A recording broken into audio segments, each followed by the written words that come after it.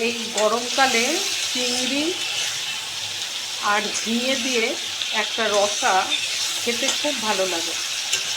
তো আজকে আমি চিংড়ি দিয়ে ঝিঙে দিয়ে রসা বানাবো।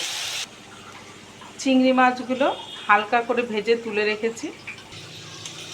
মাছ ভাজা তেলের মধ্যে জিরে ফোড়ন দিয়ে আলুগুলোকেও একটু লাল লাল করে ভেজে নিলাম। এবার এর মধ্যে জিরে, আদা আর কাঁচা লঙ্কা বাটা দিয়ে দিলাম।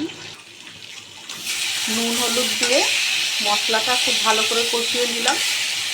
এবার কেটে রাখা সমস্ত ঝিঙেগুলো দিয়ে দেবো। আলুর সাথে ঝিঙেটা কষিয়ে নিলাম, ঢেকে ঢেকে কষালাম। ঝিঙেটা দেখো কত জল বেরিয়ে গেছে। এবার পরিমাণ মতো জল দেবো, একটু বুঝে দিতে হবে, যেহেতু ঝিঙের মধ্যে জলে ভরা, এই জন্য অল্প একটু জল দেব যাতে আলু ঝিঙেগুলো সেদ্ধ হয় আর একটু হালকা ঝোল থাকে, মাখো মাখো হয়। সেইভাবেই বুঝে আমাকে জলটা দিতে হবে। দেখো ঝিঙে আলুর ঝোলটা ফুটেই এসছে আর আলুটা অর্ধেকের বেশি গলেও গেছে।